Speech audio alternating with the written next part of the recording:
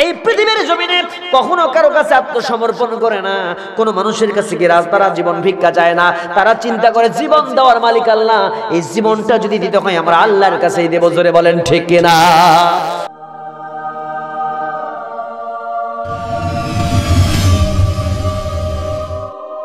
আল্লাহ বলে যেই বক্তা হক কথা বলবে না, ওই বক্তার আমি কিয়ামতের দিন আমি তার সাথে কথা বলবো না, তাকে পবিত্র করব না। ওই আলেম যা পেরে ঢুকাইছে সব জাহান্নামের আগুন, ওর জন্য আছে যন্ত্রণাদায়ক শাস্তি। কে বলেছেন? আমার কথা না আল্লাহর কথা। সূরা বাকারা 174 নম্বর আয়াত এটা দিয়ে প্রমাণ হয়েছে। বলবো আল্লাহ রাব্বুল আলামিন জানিয়ে দিলেন, ইন্নাল্লাযীনা ইয়াকতুমুনা মা আনজালাল্লাহু মিনাল কিতাবি ওয়া ইয়াশতারুনা বিহি সামানান ক্বালীলা উলাইকা মা ইয়াকুলুনা ফি বুতুনিহিম ইল্লান নার ওয়া লা ইউকাল্লিমুহুমুল্লাহু ইয়াওমাল কিয়ামাতি ওয়া লা ইউযাক্কিহিম ওয়া লাহুম আযাবুন আলীম। ইন্নাল্লাযীনা মানে যারা ইয়াকতুমুনা মানে গোপন করে, মা আনজালাল্লাহু মিনাল কিতাব আল্লাহ যা কিতাবের মধ্যে নাজিল করেছেন, কোরআনুল কারীমে যা নাজিল করেছে, যদি কোনো বক্তা কোনো আলোচক যদি তা গোপন করে, এই গোপন করার কারণে যা কিছু গোপন করে দুনিয়ার মানুষদেরকে কোরআনের হক কথা না শোনাইলো না, যতটুকু শুনলে বললে পড়ে তার কোনো দোষ আসবে না, ততটুকু শুধু বলল। আর পেটের মধ্যে তারা সুন্দর করে কিছু অর্জন করলো, নিয়ে নিল। আল্লাহ বলছেন তারা যেন জাহান্নামের আগুনকে নিয়েছে। আর ওই সুস্থ আলেমদের অবস্থা হবে কি? হাসরের ময়দানে আল্লাহ রাব্বুল আলামিন তাদেরকে পবিত্র করবেন না, তাদের সঙ্গে কথা বলবেন না। আল্লাহ রাব্বুল আলামিন তাদেরকে জাহান্নামের কঠিন শাস্তি দিয়ে দেবেন। জোরে বলেন নাউজুবিল্লাহ। এখন আমার সঙ্গে জাহান্নামে যাবে কারা কারা? হাত তোলেন। কেউ আছে নাকি? জাহান্নামে যেতে যদি না আসান, তাহলে আমি একা কিসের জন্য জাহান্নামে যাব? হক কথা বলেই যাব। এতে যা আছে যা হবে কাল সকালে, আজকে রাতে মাইক পাশে বলতেই হবে। এ কথা কোন ঠিক কিনা? আমার ভাইয়েরা এখন আসেন সে হক কথাগুলো বলি। আজকে বাংলাদেশের জমিটা শেষ করে দিল গো ভণ্ড বাবা, খাজা বাবারা শেষ করে দিল। এই ভণ্ড বাবার বিরুদ্ধে কথাগুলো আপনারা রাগ করবেন নাকি? বলবো বলবো বলবো। খাজা রে তোর দরবারেতে কেউ ফেরে না খালি হাতে, খাজা বাবার পাঁচু বিলে জান্নাত হবে তার ঠিকানাই। খাজা আছে কোন জায়গায় আছে? কোন সাকরা আছে না? আচ্ছা বলেন তো, রাসূলের হাদিস থেকে এটা প্রমাণিত হয় না যে রাসূল করিম সাল্লাল্লাহু আলাইহি ওয়াসাল্লাম আবু বকর ওমর ওসমানকে নিয়ে এরকম করে লাফাইছে? আছে নাকি? তাহলে এটা পাইলো কই? কথা কোন এটা কই যে পাইছে আল্লাহই জানে। ইবলিস শয়তানের আবিষ্কার, এটা মুসলমানের কোন কোরআন হাদিস থেকে এটা আসে নাই। কথা কয় না কেন? এরকম জিকির আছে। শুধু এটাই না, আবার দেখবেন নতুন নতুন গানও বানায় সেই দরবারগুলোর। বলবো গানগুলো বলবো, রাগ করবেন না তো? আচ্ছা বলি, বলে হে কেরামুন কাতিবিহিন রোজ হাশরের দিন টুডুম টুডুম টুডুম, আছে না? কেরামুন কাতিবিন রোজ হাশরের দিন আল্লাহর কাছে যদি করে অভিযোগ, আমি বলবো দুনিয়ায় ছিলাম খাজা বাবার লোক, আমি বলবো দুনিয়ায় ছিলাম ল্যাংটা বাবার লোক। আছে না নাই? কত বড় চিন্তা করছেন, কত বড় খুবিস কথা। ও যদি কেরামন কাতিবিন যদি প্রশ্ন করে, আল্লাহর কাছে অভিযোগ করে, এরা খাজা বাবা ল্যাংটা বাবার লোক কয় বলে ওরা জান্নাতে যাবে। সহজ কেটে সহজ না কঠিন? মূল কথা হলো কোন পীর সাহেব কোন মানুষকে যে সুপারিশ করবে, এটা কি হাদিস দ্বারা প্রমাণিত আছে? আচ্ছা, পীর ফার্সি শব্দ, বুজুর্গ মানুষ, মুরব্বী মানুষ, কোরআন হাদিসের নসিহত করেন, সেগুলো আমল করলে আপনারে আমল করে জান্নাতে যেতে হবে। কথা কেন? পীর সাহেব যদি বলে বাবারা আমার দাদা জান কইছে হাসরের ময়দানে জাহাজ আসবে, পানির উপর দিয়ে জাহাজ ভাসবে, সেই জাহাজের মধ্যে কইরে যত কোটি কোটি উম্মত আছে সবগুলোকে সুপারিশ করে জান্নাতে নেবে, এরকম যদি কোনো পীর সাহেব বলে, আপনারা কি বিশ্বাস করবেন? মানবেন? এটা কি ঠিক হবে? আমি হাদিস দ্বারা প্রমাণ করি, শোনেন। একজন পীর যারা সুপারিশ হাসরের ময়দানে করতে পারবে তারা কারা? হাদিস থেকে শুনুন। একজন শহীদ নিয়ে যাবে 70 জন। কয়জনকে? শহীদ ব্যক্তি যারা, তারা 70 জনকে জান্নাতে নেবে সুপারিশ করে। একজন হক্কানি আলেম যারা হবেন তারা 40 জন মানুষকে সুপারিশ করে জান্নাতে নিতে পারবে। একজন হাফেজ নিতে পারবে 10 জন মানুষকে সুপারিশ করে। জোরে বলেন সুবহানাল্লাহ। এর মধ্যে কি পীর সাহেবের নাম আছে নাকি? নাই। আচ্ছা এখন আসেন, আমি ধরেই নিলাম পীর সাহেব শহীদ হইছে, যারা এই হক কথা শুনে উঠে যাবে বুঝবেন তারা ওই গ্রুপে নাকি, নাকি বলো? তাছাড়া রাগ করবেন নাকি? একজন শহীদ ধরে নেন পীর সাহেব শহীদ হয়েছে, তাহলে 70 জন। তারা আলেম ছিলেন সেজন্য হয়তো 40 জন। আমার ব্যক্তিগত মতামত, কোরআন হাদিসে নাই। তাহলে একজন পীর সাহেব শহীদ হওয়ার কারণে 70, আলেম হওয়ার কারণে 40, হাফেজ হওয়ার কারণে 10, এখন কইলো মোট কত হলো? 120 জন। আচ্ছা এখন পীর সাহেবের সন্তান সন্ততি পিতা মাতা বাল বাচ্চা বাদ দিয়া পীর সাহেব কি আপনার যারা মুরিদান জাকেরান আছে তাদেরকে জান্নাতে নেবে নাকি? তাহলে আগে তো নিজেরটা চিন্তা করবে, কথা কয় না কেন? তাহলে আগে চিন্তা করবে আমার বউ সোল বাচ্চাকে আগের বাঁচায়, নিজে বাঁচো, তারপরে সে উল্টা অন্য আহাল পরিবারকে বাঁচাও, কথা কয় না কেন? তাহলে পীর সাহেব আগে নিজে বাঁচার চেষ্টা করবে, সবাই নাফসে নাফসে করবে, নবীরা সুদ্ধা, আর পীর সাহেব ওই জায়গায় পীরের শরীরে কাপড় থাকবে না, পীর তো গোটা উলঙ্গ হয়ে দাঁড়াবে, কথা কয় না কেন? হাসরের ময়দানে সবাই উলঙ্গ হয়ে দাঁড়াবে, ঠিক কিনা? পীরের মধ্যে নাই। তাহলে পীরেরই অবস্থা হবে কাহিল। আর সেই পীর যদি কয় আমি সুপারিশ করে জান্নাতে দেব, পীরেরই বাটাম ফাটাবে। আর আপনার অবস্থা কই হবে আপনি চিন্তা করেন। তাহলে এইরকম যারা ভুয়া নসিহত দিয়ে বলে জান্নাতে না সুপারিশ আমার হাতে আছে, কলম জারি করে দেয়, এই দুই বাম নখ দিয়ে এরকম করে ইশারা করে কলম জারি করে, এরকম কলম জারি করে পীর সাহেব আসে না? নাই। এরকম হলো ভণ্ড, এগুলা ভণ্ড। কিন্তু ভালো পীরও আছে, ফুরফুরা সারসিনা, এই যে, এবং আপনাদের এই অঞ্চলের ভিতরে আরো বেশ কিছু পীর সাহেব আছেন। যাই হোক, আমি নাম টাম না বলি, আপনারা দেখে শুনে তাদের কাছ থেকে নসিহত নেবেন। তো বিষয়গুলো হচ্ছে, আমি কোনো পীরের নাম ধরতে চাচ্ছি না, আপনারা শুধু বুঝে নেবেন, কারণ এগুলো দ্বন্দ্বের ভিতরে আমি যেতে চাই না। আল ফিতনা তো আসাদ্দু মিনাল কাতল, হত্যার চাইতেও মারাত্মক হলো ফিতনা ফাসাদ, বোঝেন নাই? আমি একটা ফতোয়া দিয়ে যাবো, আর এক হুজুর আর এক ফতোয়া দেবে যে কুয়াকাটা গ্রুপ একদিকে হবে, ডক্টর মিজানুর রহমান আজহারি গ্রুপ একদিকে হবে, সব মারামারি কোপা সমঝো, কোপায় কোপায় সব সাইজ। অবস্থা এরকম হয়েছে না? কথা মিজানুর রহমান ভাই আসবে, ডক্টর মিজানুর রহমান আজহারি ভাই একটা বিষয় বলতেছেন, আর ওটা আবার যারা আছেন কুয়াকাটা হাফিজুর রহমান সাহেব উনি একরকম বলতেছেন যে এই যে ইসলামের মধ্যে আমাদের দ্বন্দ্ব, আমাদের যারা এই যে স্কলার যারা কোরআনুল কারীমের হাদিস থেকে যারা কথাগুলো বলেন, আসলে সবাইকে এক প্ল্যাটফর্মে এসে সুন্দরভাবে তাদেরকে এই বিষয়গুলো নিয়ে বসে বসে যাতে দ্বন্দ্ব না হয়, সাধারণ মানুষগুলো যাতে বিভ্রান্তিতে না পড়ে, তাদেরকে বসে সমাধান করে একটা ফতোয়া দেওয়া দরকার, ঠিক না? কিন্তু আমরা এক এক গ্রুপ এক এক জায়গায় ফতোয়া দেবো, এই সাধারণ মানুষ করবে কি যে হুজুররা ঠেলা ঠেলি, আমরা যাব কোনে? অবস্থা তাই না? আমরা কোথায় যাবো? এরকমটা হবে। এই জন্য ফতোয়া দিতে খুব মন্তব্য করতে, কোনো বিষয়ে ফতোয়া দিতে খুব হিসেব করে দেওয়াটাই উচিত। আসলে ওইদিকে না যাই, মূল কথা ফিরে যেতে হবে। তাহলে এইরকম ভণ্ড পীরের মাজারে গিয়ে সিজদা আমরা দেব, মাজারে গিয়ে জিকির আমরা করব, আমরা সিন্নি দেব, আমরা যা কিছু চাবো কার কাছে? জোরে বলতে হবে কাকে? আল্লাহর কাছে যাবো। আসুন, এই যে বিষয়গুলো একটা একটা করে আমি আপনাদেরকে জানিয়ে দেব, বেশি রাত করা ঠিক হবে না। আমি আপনাদেরকে জানাচ্ছি, প্রথম রাসূল দেখেছিলেন একটা পাহাড়। কি দেখছিলেন? এই পাহাড়ের ভিতরে শিক্ষা আছে না নাই?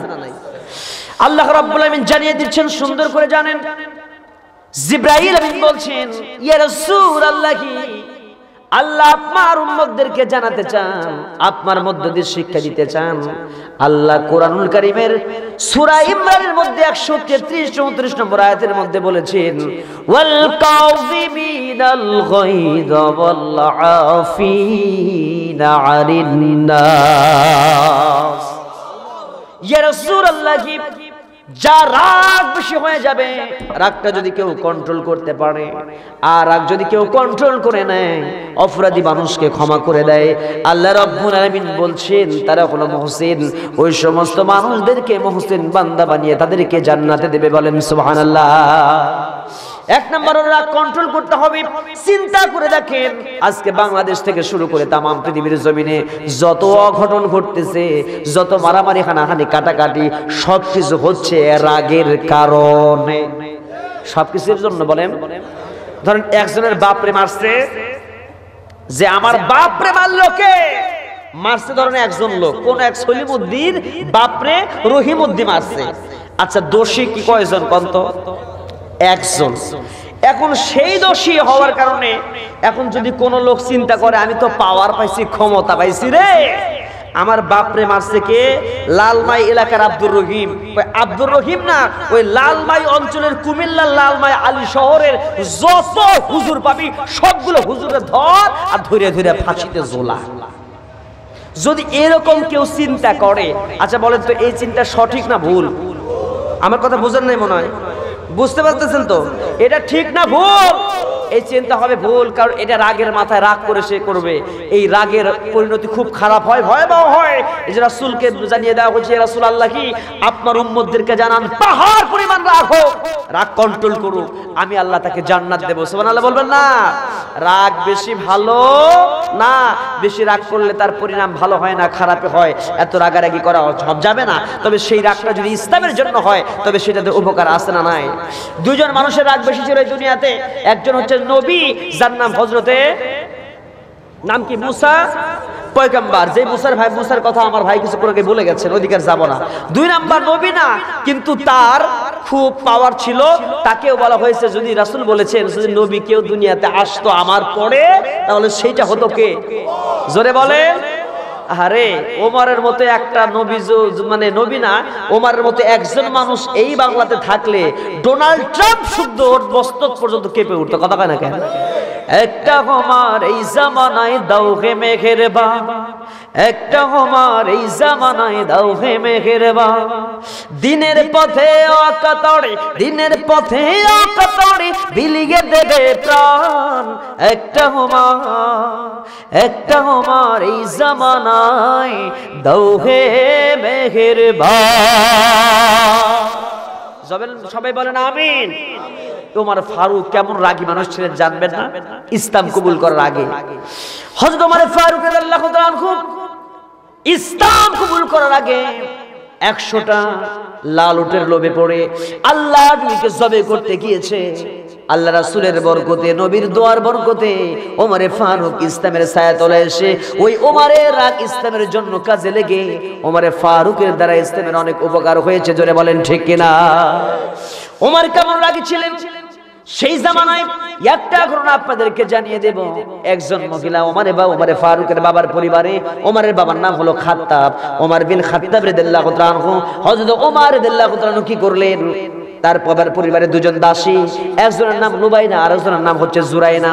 এই দুইজন দাসী রাত যখন গভীর হয়, সবাই যখন ঘুমিয়ে পড়ে, হযরতে ওমর ফারুক রাদিয়াল্লাহু তাআলা আনহু গভীর রাতে যখন বাড়ি ফেরে, দুইজন দাসী লুবাইনা আর জুরাইনা, দুইজন দাসী যখন রাত্রিতে ইবাদত করছিলেন, গোপনে তার ইসলাম কবুল করেছে।